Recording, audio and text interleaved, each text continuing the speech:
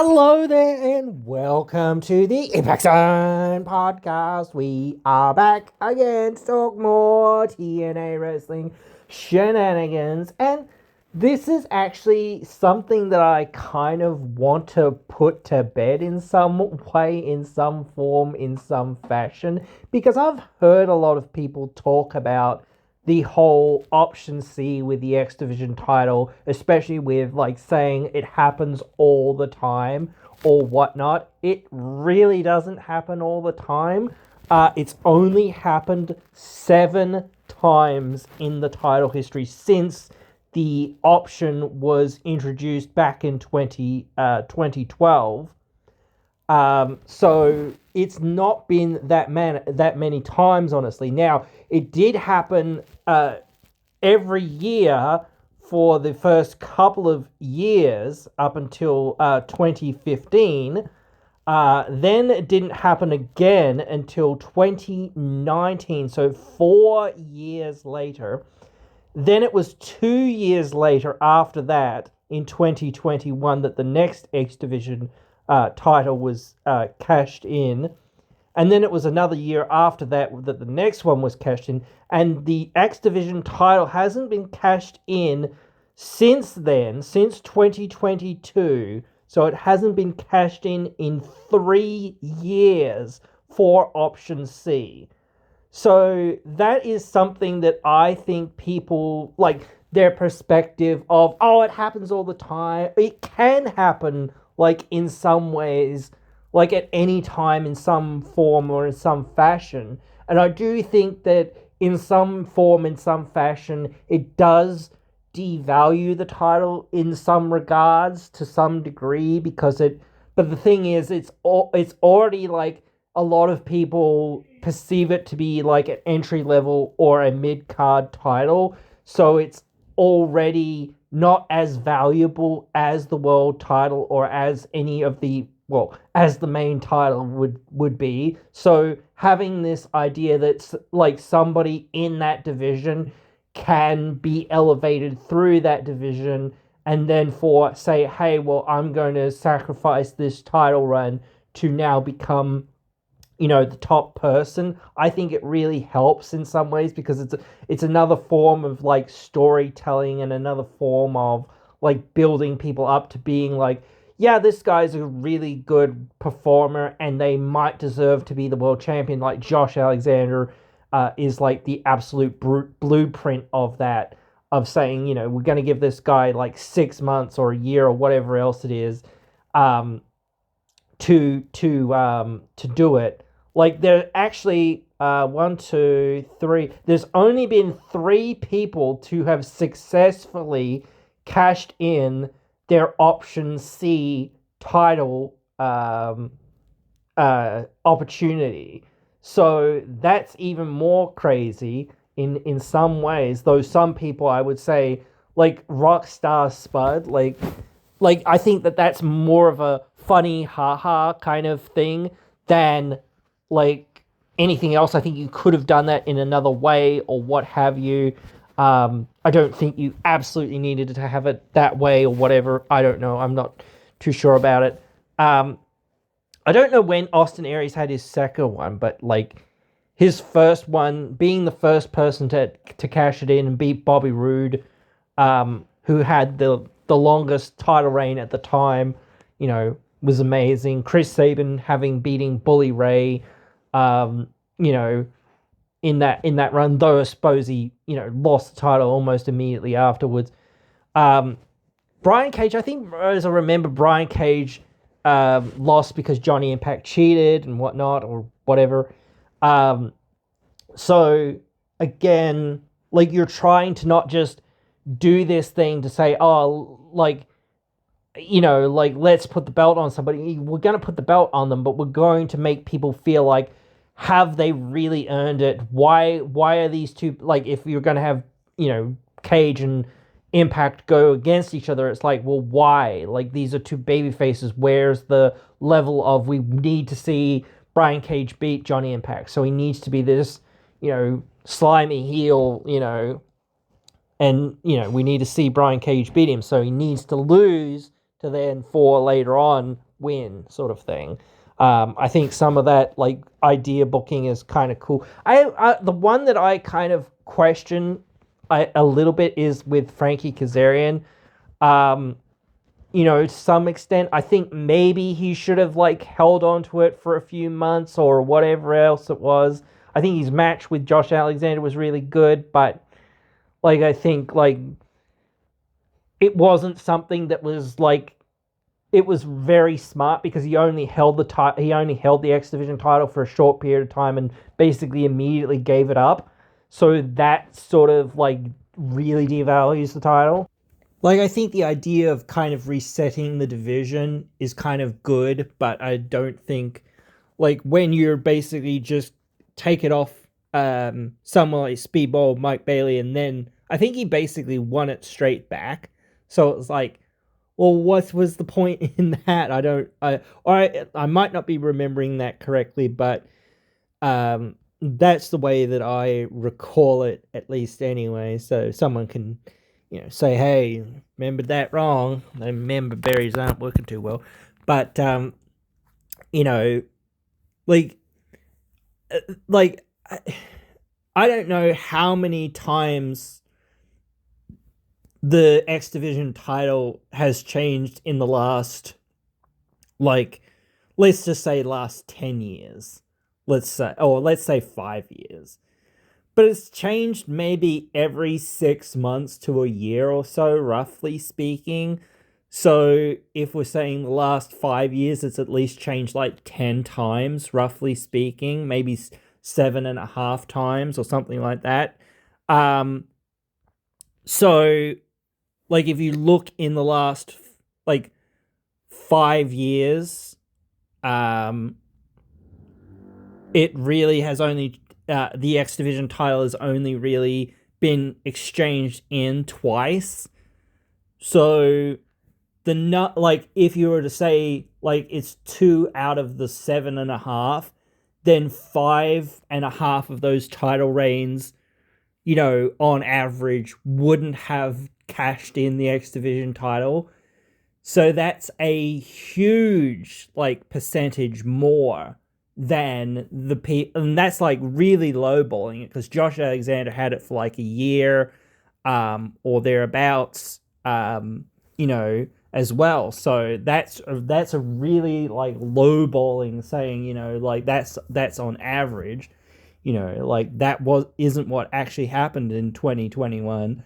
But yeah, like that's where we were at, with saying, this is what we've got to do, to elevate somebody. Like we've pushed Josh Alexander through the X Division, and there's basically no one left for him to face.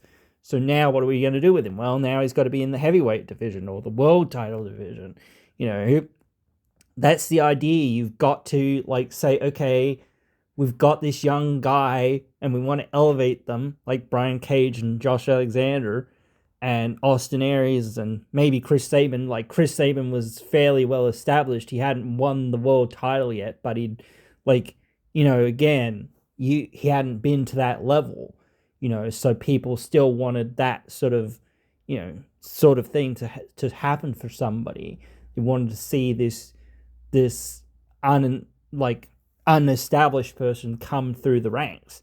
So those are the things that you've kind of got to do, like putting it on a legend or an icon or whatever you want to call it, like Frankie Kazarian or whoever, and then going, okay, well, now we're going to give you one last chance to kind of like your last rodeo sort of thing, that's kind of cool too. But, there's always ways in which you can sort of, you could have done that storytelling where Frankie Kazarian comes back, makes a big statement, says, I'm here for the world title. I think I've, earned it, an opportunity at that belt because of everything that I've done in the industry, not alone, just alone TNA being a founding, one of the founding members of TNA, you could have gone on that long speech that he kind of did when he, sacrificed the X Division title, and then gone on and said, I think that I've earned it and whatnot, and then beaten somebody, to earn a number one contendership, and then gone on and, to have the match with Alexander. I think you could have done it in a number of different ways. I don't really think adding one more X Division title, especially such a short reign, to his resume was like, wow, that's, so great. Maybe it was like good to have him in there with like Chris Sabin and some of that other stuff or whatever else, but like that could have been done anywhere at any time. It didn't, you didn't really need to have that whole thing. And then you could have revisited it for the world title, like type thing. I don't know, but it's like you're not just saying let's bring back this guy who's like one of the greats or whatever, and one of the people that kind of slipped through the cracks, kind of thing, or whatever, because the upper management didn't really care and they only wanted to focus in on already established names or whatnot. They didn't really want to like take too much effort to build new stars or whatever else it was. They only wanted to focus on the guys that were already sort of very over, and wanted to just bring in like ex-WWE talent and whatnot, just because they were like, oh, they're already built and we don't have to do anything with them to put them at that pedestal. But still, like, you've still got to think like, okay, we're not just bringing back Frankie Kazarian to cash in his option C or to do whatever, or to, come in here and do this thing. We're bringing him in because, hey, we're here to try to elevate our roster, not just Josh Alexander or whoever was the champion. He's not just going to lose to the champion or whatever else it is to try to set that standard of saying, no, he really is above and beyond, everyone else.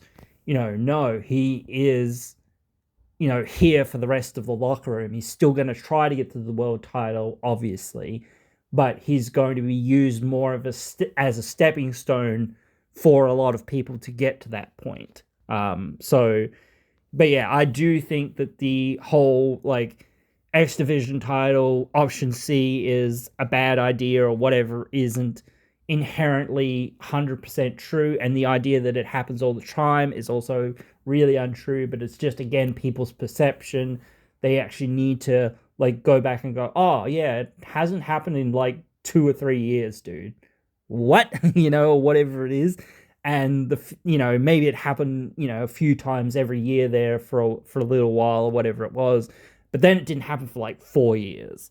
Like, so like trying to keep the quote unquote the cash in special, and trying to keep the title special, I think is super important. But also trying to, set that like precedent of saying we're not just going to devalue the title by having somebody relinquish it. We're going to have them, especially if you've beaten the whole division. It's like hard because it is very much like, well, who else are they going to face type thing. But then your whole rest of the division feels like, wow, they've never beaten that guy. And when are they going to? You've got to have them be built up even more in that main event scene to come against somebody like Josh Alexander or whoever. But that is kind of the goal sometimes. You've got to kind of have that sort of, momentum. And I do think that the upper, like, mid-card titles or whatever are still somewhat useful and valuable, but, because you've got to have stories and things to give people to try to elevate them. But still, it's a tough order. And I think, like, again, saying that no one should ever do it is stupid, because, like, that just takes away another option for, like, you could just say, well, they had a great X Division or whatever title run, and now they just so happen to get a number one contendership. And then, like, Ultimate Warrior versus Hulk Hogan. Like, you could say, oh, well, now, like, they won the world title or whatever it was. Now they've got to, relinquish the X Division title because, like, if they're going into this match, even if they're not going to win, well, the X Division title needs to be up for grabs, and you can't defend it, so it needs to be vacated. Like, so, yeah, those sorts of ideas, like, taking it back to saying, oh, well, whatever, it needs to be available and it needs to be viable. Going back to the rules, it needs to be defended every 30 days. Okay, you're not going to be able to defend it if, in 30 days, if you're going up against the champion, the world champion or whatever. Therefore, we're going to decide to strip you of that title, and there's going to be a tournament held to determine who is the champion at Bountiful or at Slammiversary, at whatever, that sort of thing. Or there's going to be an Ultimate X, or there's going to be whatever it is to determine who's the X Division champion.